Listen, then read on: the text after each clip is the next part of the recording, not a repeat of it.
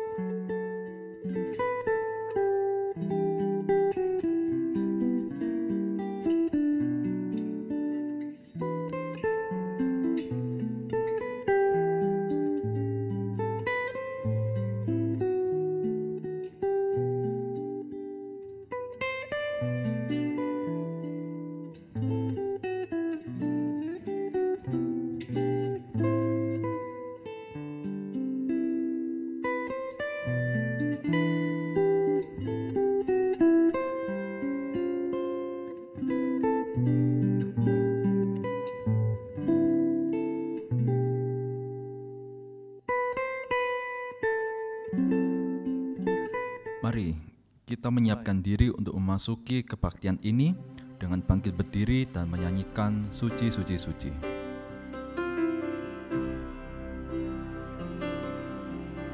Suci, suci, suci, Tuhan Maha Kuasa.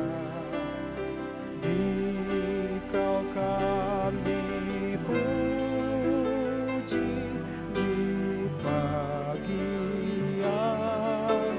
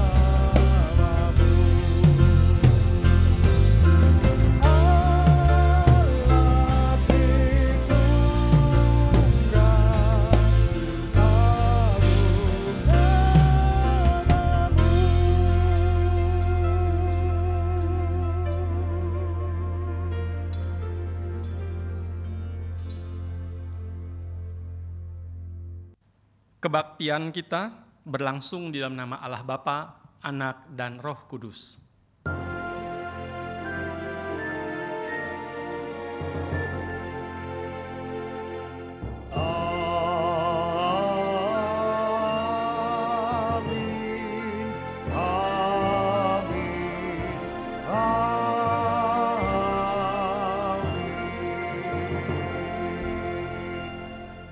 Kasih karunia dan damai sejahtera dari Allah Bapa kita dan dari Tuhan kita Yesus Kristus menyertai saudara sekalian. Dan menyertai saudara juga.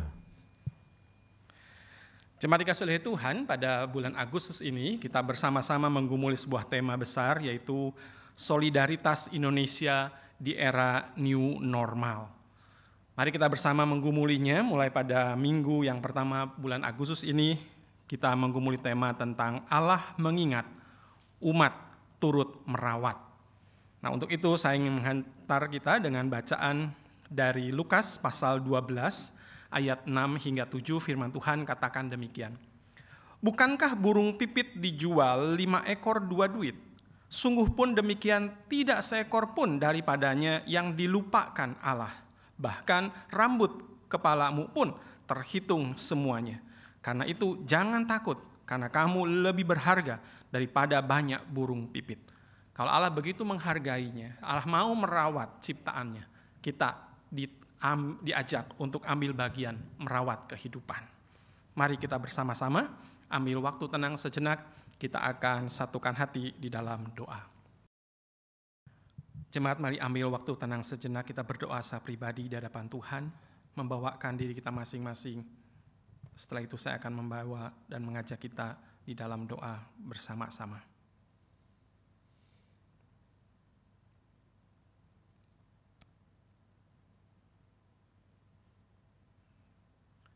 Minggu ini kami memasuki bulan yang baru, bulan Agustus, di mana sebagai bangsa Indonesia kami mengingat dan akan merayakan keindonesiaan kami bersama-sama dengan seluruh suku anak bangsa yang ada di Indonesia. Kami mensyukuri untuk anugerah yang Tuhan beri, kami boleh hidup di tengah-tengah bangsa ini, membangun kebersamaan. Kami menyadari Tuhan secara khususnya di tengah-tengah masa pandemi COVID-19, ada begitu banyak pergumulan yang kami alami bersama-sama sebagai bangsa. Karena ada begitu banyak kesulitan, ada begitu banyak pergumulan yang telah menjadi beban selama ini yang kami tanggung bersama. Ampuni kami jikalau kami lebih mementingkan diri sendiri. Ampuni kami jikalau kami lebih peduli dengan kelompok kami sendiri. Hari ini kami ingin belajar bagaimana Engkau adalah Allah yang memperhatikan ciptaanmu. Engkau melibatkan setiap kami untuk ambil bagian merawat kehidupan. Maka ini kami Tuhan ampuni dan baharuilah, sehingga kami boleh kembali memberi diri dan rela dipakai oleh Tuhan dan membuka diri untuk boleh bersama merawat kehidupan. Terima kasih, inilah kami gerejamu datang di hadapanmu. Ampuni kami, baharuilah kami. Amin. Jemaat, mari kita berdiri, kita bersama-sama akan mendengarkan berita anugerah yang Tuhan hendak sampaikan seturut firman-Nya dalam Yesaya 49 ayat 15 dan ayat 16. Yesaya 49 ayat 15 hingga 16 dikatakan demikian.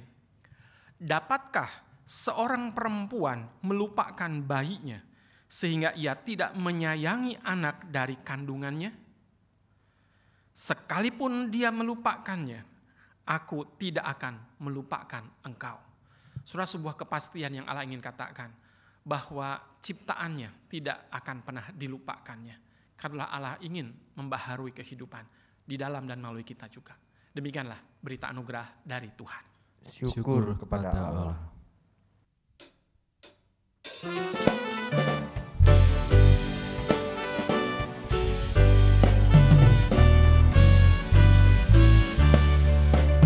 Betapa kita tidak bersyukur, bertanah air kaya dan subur, lautnya luas, gunungnya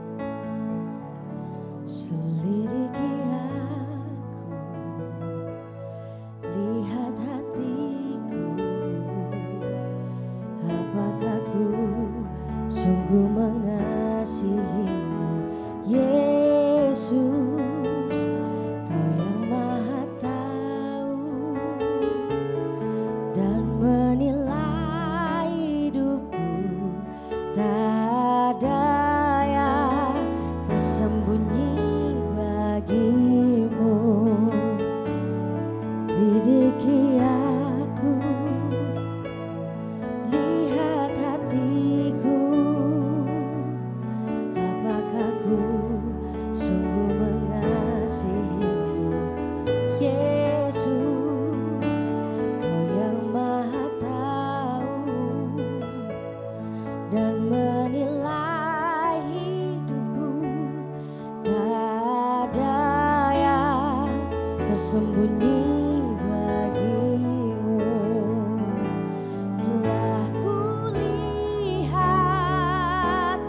kebaikanmu yang tak pernah habis di hidupku. Ku berjuang supaya akhirnya Kau dapati aku tetap setia. Mari sama-sama kita nyanyikan lagu ini.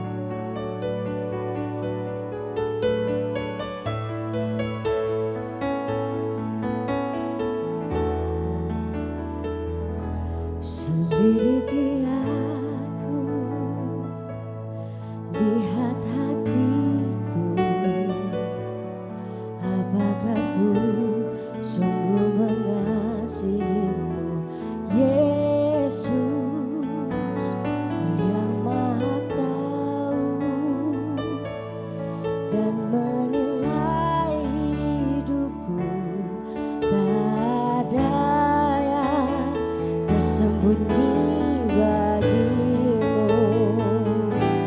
Telah kulihat kebaikanmu yang tak pernah habis di hidupku. Ku berjuang supaya akhirnya Kau dapati aku tetap setia.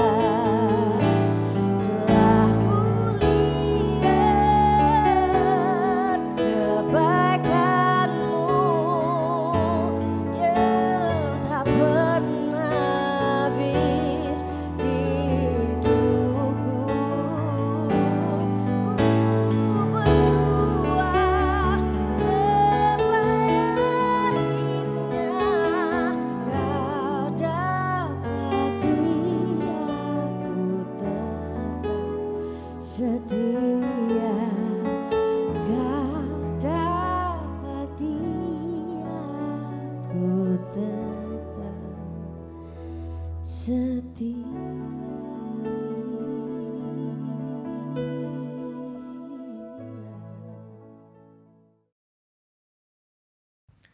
Jemaat sekalian, mari kita bersama-sama berdoa untuk pelayanan firman yang sebentar akan kita baca dan renungkan. Kita berdoa.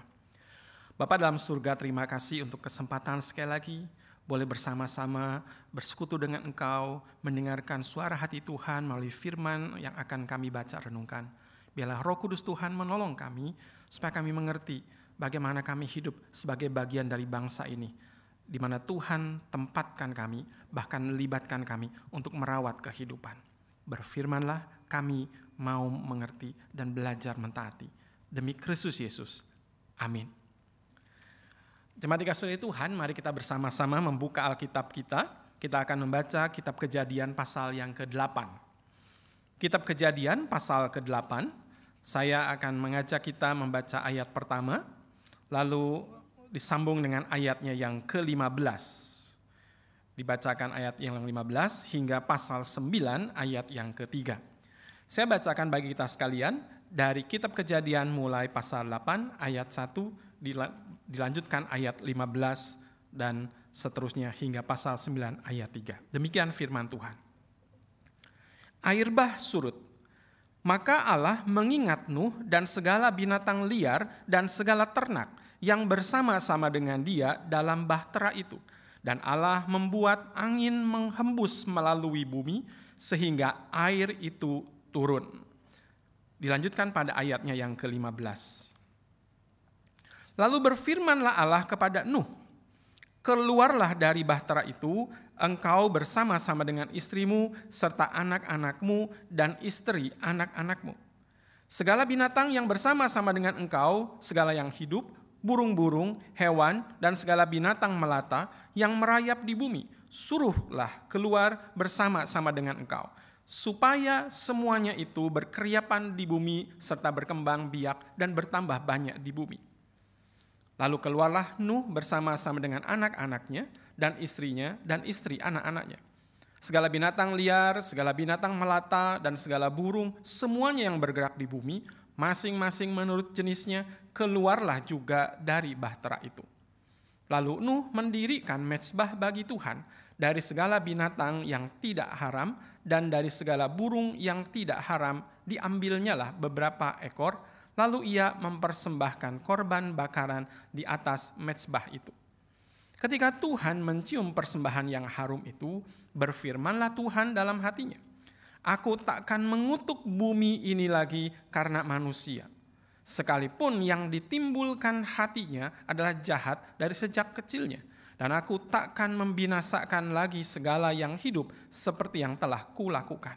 Selama bumi masih ada, takkan berhenti-henti musim menabur dan menuai, dingin dan panas, kemarau dan hujan, siang dan malam.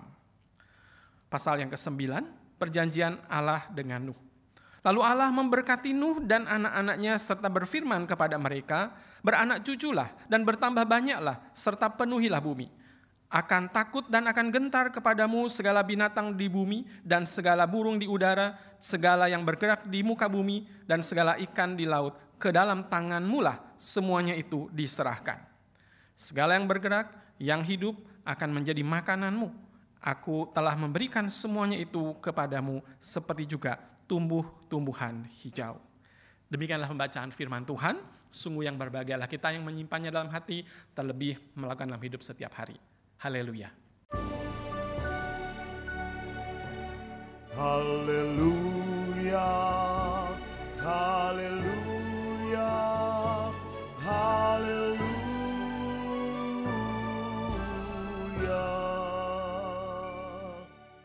Jemaat dikasih oleh Tuhan, setelah kita membaca kisah tentang Nuh ini, kira-kira apa yang Anda pikirkan? Seharusnya ketika dikaitkan dengan situasi dan kondisi kita sekarang ini. Mungkin di antara kita ada yang mengatakan, loh kok agak mirip. Karena apa? Karena ada satu momen, ada satu keadaan di mana Nuh seperti kita hari ini harus mengalami pemisahan, harus mengalami sebuah karantina.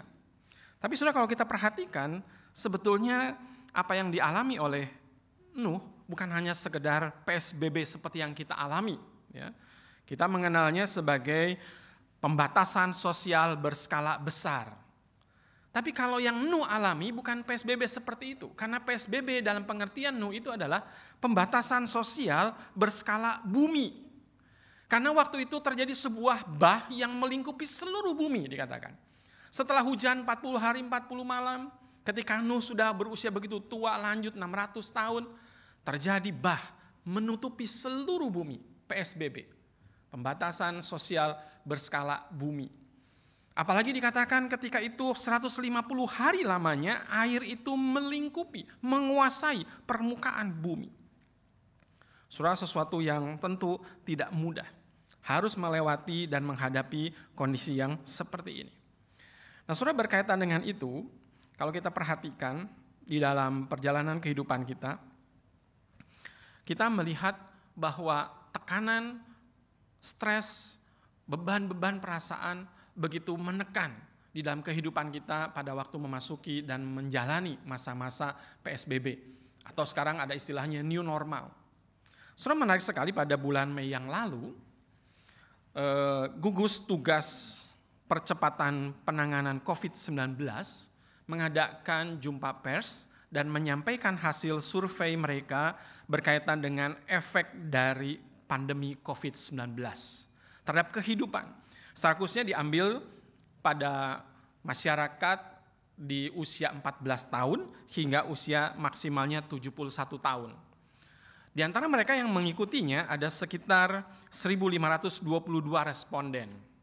Dan yang menarik saudara, ketika mereka diberikan pertanyaan-pertanyaan dan mereka memberikan jawaban-jawaban, mereka mendapati dirinya ada di dalam pergumulan-pergumulan yang berkaitan dengan efek dari COVID ini beragam sekali.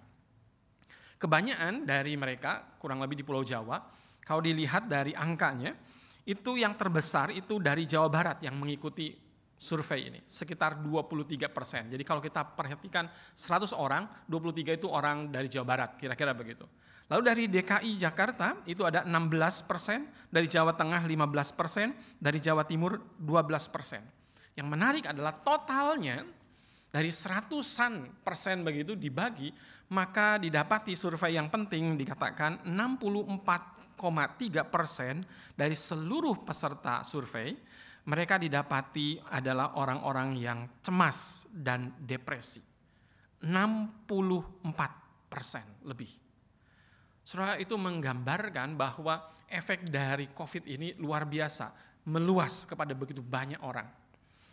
Nah, saudara, di dalam pergumulan inilah dikatakan ada 3 masalah utama secara psikologis. Yang pertama itu adalah kecemasan, kedua itu adalah depresi, dan yang ketiga adalah trauma psikologis. Coba kita perhatikan, adakah kita, sekalipun mungkin tidak ikut survei, tapi kita mungkin bisa mendeteksi diri kita seperti apa kira-kira efek COVID terhadap diri kita. Yang pertama digambarkan bahwa gejala cemas itu ciri-cirinya adalah merasa sesuatu yang buruk akan terjadi. Itu gejala cemas. Khawatir berlebihan, mudah marah atau jengkel, dan sulit untuk merasa rileks. Itu gejala kecemasan. Sementara gejala depresi itu digambarkan dengan gangguan tidur. Juga dikatakan kurang percaya diri, lelah, tidak bertenaga. Ini ada kaitannya dengan tidur yang kurang, sehingga ketika bangun tidak bugar. Juga kehilangan minat. Jadi menjadi begitu lemah, tidak ada semangat untuk melakukan sesuatu. Lalu ciri yang ketiga mengenai gejala stres itu dimunculkan dengan perasaan merasa berjarak, merasa terpisah atau tidak terhubung dengan orang lain, dan merasa terus-menerus harus waspada, harus berhati-hati dan berjaga-jaga. Selain itu juga digambarkan dalam gejala stres ini adalah ledakan kemarahan. Jadi begitu responsif, meledak-ledak. Atau mudah menjadi kesal dan memiliki masalah konsentrasi. Setelah itu ada beberapa hal yang membuat orang-orang mengalami tekanan, depresi, kecemasan di tengah-tengah pandemi ini. Ngomong-ngomong, kalau saudara berminat untuk mencoba mengetes secara pribadi, bisa menghubungi dan mencari masuk ke dalam situs yang disediakan oleh mereka, PDS-KJI, jadi ini untuk memeriksa kesehatan jiwa, gitu ya. Itu bisa dilacak, lalu kita mencoba seberapa kita terpapar oleh kecemasan, oleh ketakutan, oleh berbagai macam tekanan atau stres gara-gara COVID ini.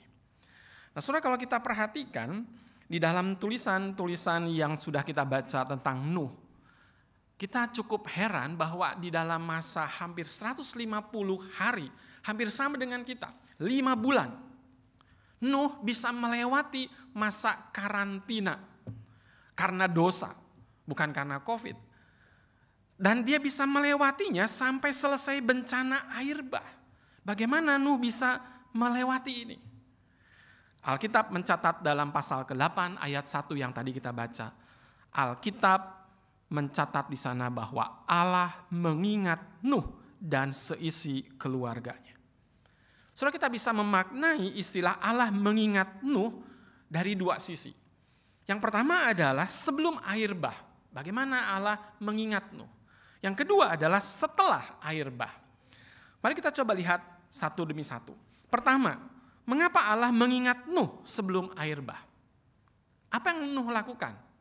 Di dalam tulisan-tulisan yang kita akan baca, dalam Kejadian misalnya pasal 6 ayat 9, di sana didapati bahwa kehidupan Nuh adalah kehidupan seorang yang benar di mata Tuhan. Dikatakan di sana, Kejadian 6 ayat 9, Nuh adalah seorang yang benar dan tidak bercela di antara orang-orang sezamannya. Dan Nuh itu hidup bergaul dengan Allah. Saudara, di tengah-tengah wabah, di tengah-tengah bah dosa sekitarnya, dikatakan Nuh di antara orang-orang sezamannya adalah orang yang dipandang benar, tidak bercela. Dia bergaul dengan Allah. Itu alasan pertama kenapa Allah mengingat Nuh. Yang kedua, di dalam Kejadian 6 ayat 22. Di sana didapati Nuh adalah seorang yang taat kepada Allah. Saudara, kalau kita mendasarkan kepercayaan tetapi tidak ada perubahan, itu dalam relasi dengan Allah tidak akan pernah membawa kita di dalam sebuah ketaatan. Itu hanya menjadi sebuah pengetahuan belaka tentang Allah. Tetapi Nuh digambarkan dia adalah seorang yang taat. Pasal 6 ayat 22 digambarkan di sana. Lalu Nuh melakukan semuanya itu tepat seperti yang diperintahkan Allah kepadanya. Demikiannya dilakukannya. Sampai 2 kali disebutkan. Nuh melakukan semuanya dengan tepat, dilakukannya demikian. Saudara, di sini kita melihat bagaimana 120 tahun lamanya Nuh itu harus hidup di tengah-tengah banyak orang yang mempertanyakan, banyak orang yang mempertentangkan, tetapi didapati Nuh setia melakukan tepat seperti yang Tuhan katakan. Itu Allah mengingat Nuh sebelum air bah. Yang kedua kita lihat mengapa Allah mengingat Nuh pada waktu air bah, setelah air bah.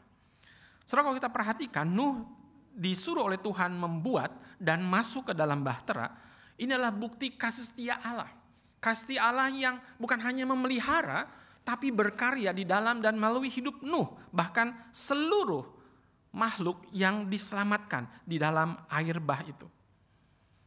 Saudara, pada waktu air bah sedang melanda, selama 150 hari dikatakan bumi dipenuhi air, dan Nuh berada di dalam bahtera. Saudara, kira-kira kalau kita harus berada di dalam sebuah perahu terombang-ambing 150 hari, tidak tahu kapan akan berhenti, kita tidak mengerti kemana akan dibawa, perasaan apa kira-kira yang muncul di dalam diri kita? Ada sebuah peribahasa atau istilah yang mengatakan hidup seperti perahu yang diombang-ambing. Itu adalah kehidupan yang tidak ada tujuan, hidup yang tidak jelas mau dibawa kemana. Kira-kira Nuh tahu tidak kapan bahtera ini akan berhenti? Kapan bah ini akan surut?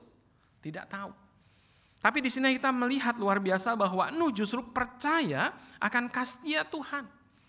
Nuh sudah membuktikan sebelum bah itu datang, dia adalah seorang yang percaya kepada kasih setia Tuhan. Karena itulah ketika dia harus menjalani hidup di dalam bahtera yang tertutup, yang tidak tahu kemana tujuannya, Nuh tetap setia dan taat. Trust and obey. Kepercayaan dia ditunjukkan dengan ketaatan dia. Dan itulah yang membuat dia bisa melewati hari-harinya di dalam bahtera. Dan inilah yang mendatangkan kepada dia sebuah ketenangan di dalam dirinya.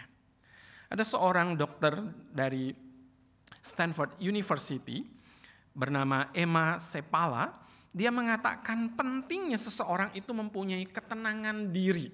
Dia pakai istilahnya adalah calmer mindset. Cara mengelola pikiran sehingga kita mengalami ketenangan. Dan yang menarik juga di dalam Pengkhotbah pasal 4 ayat 6 juga dituliskan tentang ketenangan. Di sana dikatakan Pengkhotbah 4 ayat 6, segenggam ketenangan lebih baik daripada 2 genggam jerih payah dan usaha menjaring angin. Kadang kita memang menjadi orang-orang yang di tengah-tengah pergumulan dan kesulitan terpancing untuk mengerjakan segala sesuatu dengan jerih payah kita, dengan segala upaya kita. Tapi sebetulnya itu menjaring angin, dikatakan oleh pengkhotbah. Justru yang penting di dalam situasi-situasi yang begitu sulit dan genting, ada ketenangan. Dr. Emma mengatakan begini, ketika dia melakukan penelitian dan dia mendapati bahwa orang-orang yang pikirannya itu tenang, dia pakai istilahnya calmer mindset, dengan pikiran yang tenang dikatakan kita akan lebih kuat, Kita akan lebih objektif di dalam menghadapi masalah, bahkan lebih cepat bangkit alias move on. Ketika kita sedang di dalam pergumulan, kalau pikiran kita tenang, ini sangat menolong kita untuk lebih kuat, lebih objektif, dan lebih cepat move on. Saudara, pikiran stres cenderung membuat kita fokus kepada diri kita, bahkan kepada kesulitan. Dan itu menimbulkan masalah baru, yaitu apa? Membuat kita menjadi sulit melihat gambaran utuh dari sebuah situasi. Kita menjadi cepat jenuh, bahkan kita menjadi rapuh di dalam hati kita. Mudah sedih, mudah cemas, mudah tersinggung, dan sulit mengambil keputusan ketika keadaan menuntutnya. Saudara, disinilah kita perlu bersama-sama melihat bagaimana ketika Allah mengingat Nuh, itu memberikan rasa tenang kepada Nuh karena Nuh percaya akan kasih setia Allah. Allah itu bukan hanya memelihara, tapi Allah juga sedang bekerja di tengah-tengah bah yang sedang membawa bahtera ini berkeliling entah kemana. Saudara, di dalam pergumulan inilah kita melihat bagaimana Nuh di dalam ketenangannya mempengaruhi tindakannya. Contohnya kita lihat bagaimana ketika di dalam masa bah itu masih berlangsung, Nuh mencoba mencari tahu apa yang terjadi dengan sekitarnya, dengan bumi, apakah sudah kering, apakah air sudah surut. Maka yang dilakukannya dikatakan dalam pasal 8 ayat 7, Nuh melepaskan burung gagak, pemakan bangkai, pemakan daging. Dan dikatakan binatang ini terus berputar, kembali pergi, sampai dia hilang. Artinya dia menemukan makanan. Kenapa? Ada begitu banyak bangkai-bangkai berserakan. Lalu kemudian di dalam pasal 8 ayat 8 hingga ayat 9 dikatakan Nuh melepaskan burung merpati. Tapi burung ini segera kembali karena apa? Tidak mendapatkan pijakan bagi kakinya. Artinya air masih penuh. Lalu ayat yang 10 dan ayat 11. Burung merpati kembali dilepaskan. Dan apa yang terjadi? Burung ini kembali tapi membawa daun zaitun. Itu berarti bahwa permukaan air sudah semakin turun sehingga pepohonan, daun-daunan mulai nampak dan burung merpati ini mengambilnya sebagai tanda bahwa air sudah mulai surut. Saudara, pada ayat yang ke-12 ketika burung ini kembali dilepaskan, burung ini tidak kembali ke dalam bahtera. Ini menggambarkan bagaimana Nuh di dalam ketenangannya, Nuh di dalam hikmat Tuhan, dia memperhatikan keadaan dan dia mengambil keputusan. Saudara, disinilah dengan jelas kita melihat Nuh berpikir dengan tenang dan tidak terburu-buru sekalipun dia sedang ada di dalam situasi yang tidak nyaman, tidak aman. Saudara, ini menjadi sesuatu yang penting bagi kita ketika Tuhan menempatkan Nuh di tengah-tengah kehidupan setelah semua musnah, Nuh dan keluarga dan sebagian ciptaan Tuhan yang lain dihadirkan di bumi yang baru. Nuh mendapatkan keselamatan bukan karena sekedar sebelum bah didapati setia, didapati sebagai orang yang tidak bercela, sebagai orang yang benar. Tetapi Tuhan mempunyai rencana setelah air bah, yaitu supaya melalui Nuh keselamatan bukan hanya dinikmati sendiri, tetapi dibagi kepada kehidupan. Karena itulah Tuhan melibatkan Nuh untuk memulihkan kehidupan. Saudara, menarik sekali dalam ayat yang ke-21 dalam Kejadian pasal 8, dikatakan bahwa Allah tidak akan menghukum lagi bumi dengan air bah. Sekalipun dikatakan bahwa manusia itu tetap akan berdosa. Sekalipun dikatakan apa yang timbul dari hatinya itu sesuatu yang terus-menerus memberontak kepada Tuhan. Surah istilah di dalam ayat 21 yang ditimbulkan hatinya, pakai istilah ditimbulkan di situ, pengertian yang lain atau terjemahan yang lain adalah kecenderungan, kecondongan hatinya. Atau juga bisa diterjemahkan maksud dari hatinya. Bahkan juga diterjemahkan hayalan dalam hati manusia. Itu pakai istilahnya yetser. Jadi manusia di dalam hatinya sudah punya niatan, sudah menghayalkan, kecenderungannya apa? Berbuat dosa. Tapi dikatakan sekalipun yang ditimbulkan hatinya seperti itu, Tuhan mengatakan, aku tidak akan memusnahkan bumi dengan air bah. Karena saudara, kita tidak berpikir bahwa pandemi COVID-19 ini seperti air bah yang Tuhan kirimkan untuk memusnahkan kehidupan. Kita melihat pandemi COVID-19 ini setidaknya hanya paling seperti sebuah lonceng untuk membangunkan kita, menyadarkan kita. Ada sesuatu yang salah dengan kehidupan kita.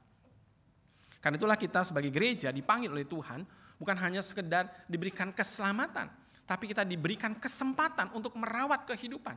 Bagaimana caranya? Yaitu kita dipanggil untuk bersama-sama mengingat kembali. Sebagaimana dalam Kejadian 9 ayat 1-3 disebutkan, Allah memerintahkan kepada mereka untuk beranak cucu, bertambah banyak, serta penuhilah bumi. Lalu Allah memberikan kepada mereka supaya untuk mendominasi, bukan lalu menjadikan mereka dieksploitasi. Dari kata domine, Tuhan, Lord, kita sebagai umat manusia dipanggil untuk mengatur kehidupan. Kita dipanggil untuk merawat kehidupan. Nah saudara, apa yang bisa kita lakukan di dalam masa pandemi, di dalam masa new normal seperti ini? Menarik sekali, pada tanggal 22 April yang lalu, itu adalah Hari Bumi. Dan itu adalah peringatan yang ke-50 tahun. Saudara, menariknya adalah dari sekian puluh kali, jadi yang kalau kemarin itu yang ke-50 kali, perayaan Hari Bumi, maka yang ke-50 tahun ini adalah bumi didapati paling sehat kondisinya. Bumi didapati kondisinya paling bersih dibandingkan dengan 49 perayaan-perayaan Hari Bumi lainnya. Kenapa? Karena digambarkan di sana bahwa kondisi pabrik-pabrik berhenti sehingga polusi berkurang. Perjalanan-perjalanan sebanyak mungkin dibatasi sehingga kendaraan bermotor di jalanan juga tidak banyak. Polusi udara berkurang banyak. Pesawat-pesawat terbang tidak bisa terbang, maka polusi bunyi di airport-airport juga menghilang. Saudara, setidaknya COVID-19 berhasil membuat bumi jauh lebih sehat dibandingkan ketika kita disuruh untuk merawat bumi. Saudara, ini menjadi wake up call, memanggil kita untuk bangun, sadar diri, bahwa sebetulnya kita yang diberi kesempatan, diberi tempat untuk merawat kehidupan. Bukannya justru membuatnya menjadi semakin rusak.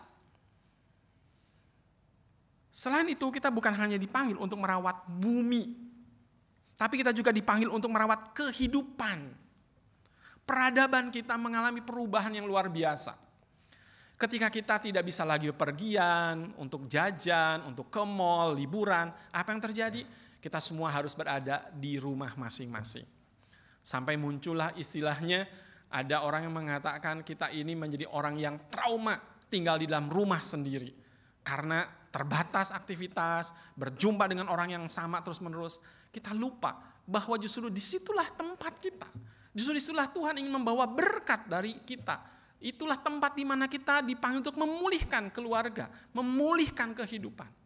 Bukan justru kita mengeluh dengan keadaan ini. Saudara, kita melihat bahwa justru dengan adanya pembatasan sosial berskala besar, belum sampai berskala bumi seperti Nuh, kita ini diingatkan untuk melihat dan menata kembali. Bagaimana kita membangun rumah tangga, bagaimana kita membangun pekerjaan kita, bagaimana bergereja kita. Kita melihat ada begitu banyak kesempatan untuk berdekat dengan anggota keluarga. Ada kesempatan untuk kita memperhatikan orang-orang yang selama ini terabaikan. Secara khususnya kita bersyukur bahwa melalui teknologi modern kita masih bisa bertemu tatap muka sekalipun berjarak. Tetapi di dalamnya kita masih bisa menyapa, kita masih bisa berbagi. Pada Jumat yang lalu ada sisi yang mengadakan persekutuan wilayah melalui Zoom. Ada kebaktian-kebaktian di luar hari Minggu, ada persekutuan, ada acara untuk berbagi cerita. Itu semua adalah kesempatan buat kita untuk memberikan semangat, untuk memberikan berkat, supaya mereka boleh tetap dirawat di tengah-tengah pergumulan ini. Cuman masalahnya adalah apakah kita menyadari itu? Apakah kita memakai kesempatan itu? Ada lagi cerita yang lain ketika kita juga melihat bahwa di tengah-tengah situasi ini ada anak-anak yang sudah waktunya untuk ikut di dalam pemahaman iman yang lebih dewasa melalui katekisasi. Satu periode sejak Januari hingga Juli yang lalu sudah selesai satu kelas dan itu harus berlangsung, baik awalnya itu anak-anak itu offline, lalu pada Maret akhir langsung online karena tidak bisa tatap muka. Tapi bersyukur mereka justru menemukan banyak kesempatan untuk merenung dengan tenang dan menuliskan perenungan-perenungan mereka tentang firman Tuhan, tentang hidup pribadi mereka. Selasa besok itu akan diadakan dalam periode yang baru. Selasa ini akan ada juga katekisasi online dari bulan Juli hingga Desember. Mari kita beri kesempatan dan dorong anak-anak kita juga untuk tetap bertumbuh sekalipun dalam masa seperti ini. Sehingga mereka boleh mengalami proses di dalam Tuhan. Mereka dipulihkan, mereka didorong untuk jadi jalur berkat Tuhan di dalam cara-cara mereka. Ada satu lagi yang menarik ketika kita juga mendengar bagaimana orang-orang di sekitar kita, bukan hanya dalam gereja kita, orang-orang di lingkungan di luar kita. Ada petani-petani karena kondisi pasar induk di beberapa tempat di Surabaya tutup karena ada kasus COVID di dalamnya, sehingga petani-petani baik itu di wilayah Pacet, di wilayah Pegunungan Tengger, itu mereka kehilangan tempat untuk memasarkan. Bagaimana mereka bisa ditolong? Bersyukur GKI, khususnya Sinode Wilayah Jawa Timur, melalui Ijor Market, itu menampung dan menyalurkan, memasarkan kepada banyak anak-anak Tuhan yang diberitahukan bahwa ada situasi seperti ini. Ada orang-orang kesusahan dan kesulitan. Mereka orang yang rajin, tetapi mereka mengalami kesulitan karena kondisi. Disitulah kita bisa ambil bagian untuk merawat.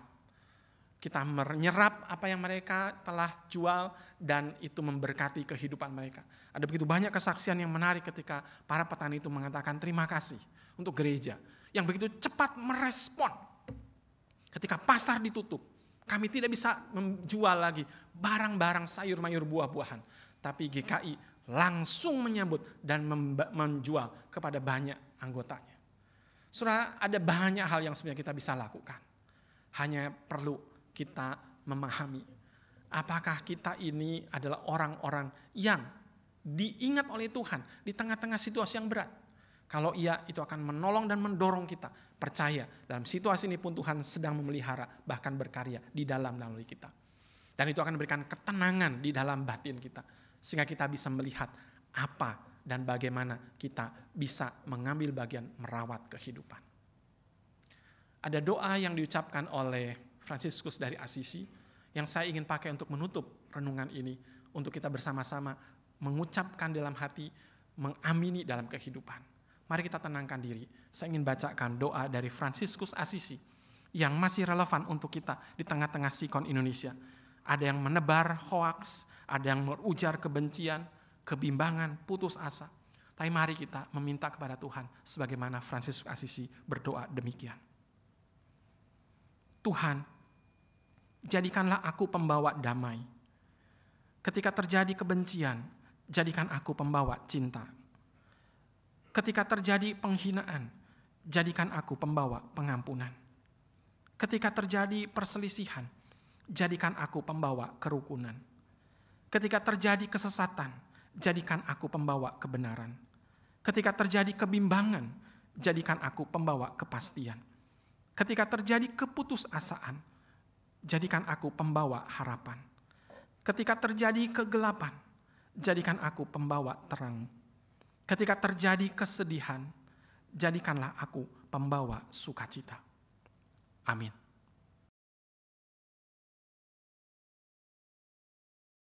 Bersama umat Tuhan di sepanjang abad dan tempat, marilah kita membaharui semangat iman kita dengan mengikrarkan pengakuan iman rasuli. Aku percaya kepada Allah, Bapa yang Maha Kuasa, Khalik langit dan bumi, dan kepada Yesus Kristus, Anak-Nya yang tunggal Tuhan kita, yang dikandung dari Roh Kudus, lahir dari anak darah Maria, yang menderita sengsara di bawah pemerintahan Pontius Pilatus, disalibkan, mati dan dikuburkan, turun ke dalam kerajaan maut, Pada hari yang ketiga bangkit pula dari antara orang mati, naik ke surga, duduk di sebelah kanan Allah, Bapa yang Maha Kuasa. Dan dari sana ia akan datang untuk menghakimi orang yang hidup dan yang mati. Aku percaya kepada Roh Kudus, gereja yang kudus dan am, persekutuan orang kudus, pengampunan dosa, kebangkitan orang mati, dan hidup yang kekal. Amin. Jemaat kasih Tuhan, kita akan bersatu dalam doa syafaat dan nanti diakhiri dengan doa Bapa kami dinyanyikan. Mari kita satukan hati, kita berdoa. Bapa kami dalam surga, terima kasih untuk kesempatan boleh beribadah, bersekutu dengan firman-Mu, sehingga kami boleh diingatkan dan dikuatkan kembali bahwa Engkau adalah Allah yang mengingat kami, ciptaan-Mu, bahkan umat tebusan-Mu, yang memberikan kepada kami bukan hanya keselamatan, namun terlebih lagi Engkau melibatkan kami untuk ambil bagian, memulihkan dan merawat kehidupan. Maka pakailah kami Tuhan, mulai dalam rumah tangga kami masing-masing, memberikan ajaran dan teladan, sehingga seluruh anggota keluarga, gereja boleh ambil bagian menjadi berkat-berkat yang menyalurkan kehidupan di tengah-tengah kami. Maka biarlah Engkau Tuhan menolong kami secara aktif, kami boleh memerankan peran kami masing-masing, sehingga pemulihan hari-hari boleh semakin terasa. Kehadiran dan berkat Tuhan kembali dialami banyak orang, sehingga disitulah kami boleh mengalami dan merasakan Engkau sungguh adalah Allah yang setia, yang tidak pernah meninggalkan kami. Maka Tuhan, kami ingat dan mendoakan untuk jemaat Tuhan khususnya di tengah-tengah pergumulan, baik dalam hidup rumah tangga, dalam kehidupan kesehatan kami, pekerjaan kami. Tuhan, Engkau tahu, Engkau mengerti bagaimana di dalam masa-masa yang sulit ini, pekerjaan mengalami hambatan, kesehatan mengalami tantangan. Namun kami percayakan Engkau Tuhan merawat kami, dan melalui kami Tuhan merawat kehidupan ini. Pakailah gereja-Mu, pakailah setiap anggota tubuh-Mu untuk boleh menjadi berkat. Kami doakan juga untuk anak-anak kami yang sedang dalam masa studi, yang mengalami pergumulan di tengah-tengah masa pandemi, harus melakukan proses pembelajaran melalui daring. Tuhan yang tolong dan berkati, supaya mereka boleh dimampukan dengan hikmat dan kekuatan, semangat untuk boleh terus dilengkapi, sehingga masa semester yang baru ini boleh mereka lewati di dalam berkat Tuhan. Kami juga ingat dan mendoakan mereka yang lemah tubuh. Tuhan, biarlah Engkau juga sertai dan berkati, supaya dalam perawatan baik di rumah, melalui obat-obatan, melalui perhatian keluarga, demikian juga mereka yang harus mengalami sakit penyakit yang harus dipelihara dan dirawat secara khusus, Tuhan juga sertai dan berkati mereka.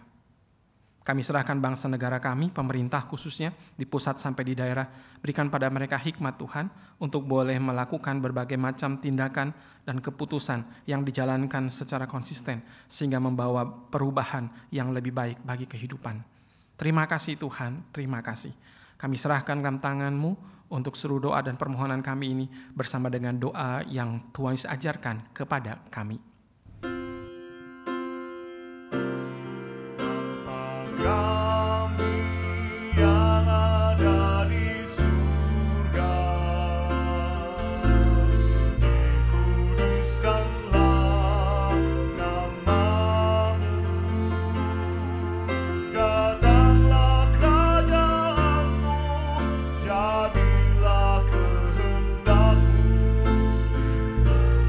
Seperti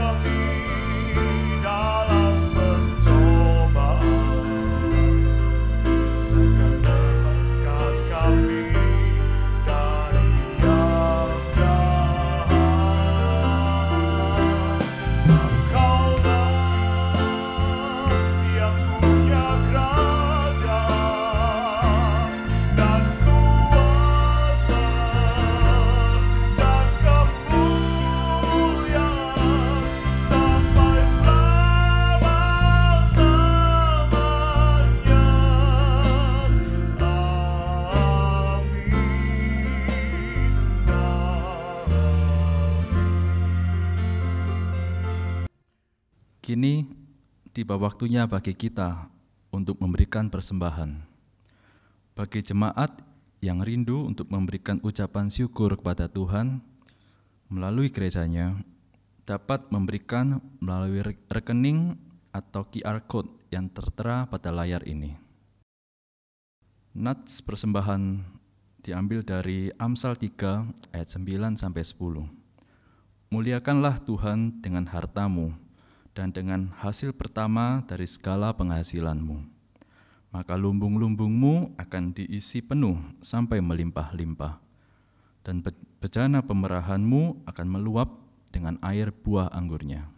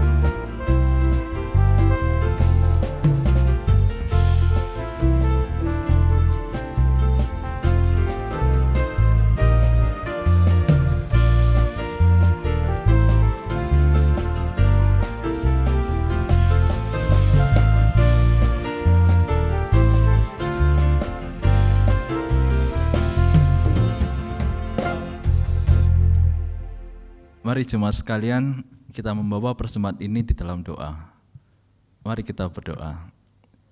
Tuhan, terima kasih untuk setiap berkat yang Tuhan berikan dalam hidup kami melalui materi ini. Tuhan, kiranya Engkau sucikan, pakai persembahan ini untuk memperluas kerajaan-Mu di dunia ini. Terima kasih untuk penyertaan Tuhan, dan biarlah dalam hidup sehari-hari kami dapat menjadi anak-anak Tuhan, dan boleh mempersembahkan hidup kami menjadi persembahan yang berkenan di mata Tuhan. Di dalam nama-Mu kami berdoa dan mengucap syukur. Amin.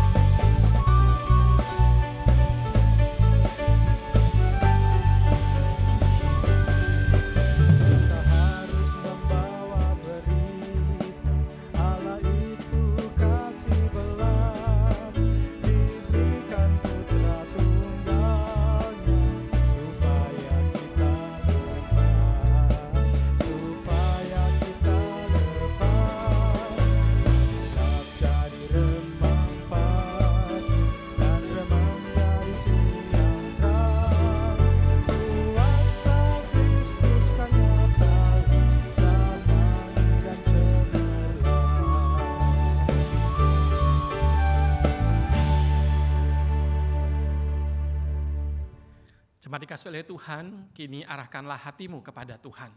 Kami mengarahkan hati kami kepada Tuhan. Jadilah saksi Kristus. Syukur kepada Allah, Terpujilah Tuhan.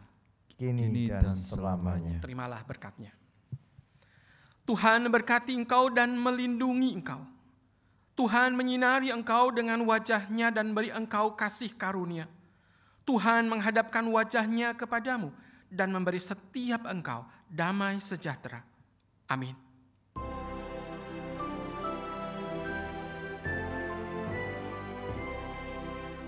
Amin.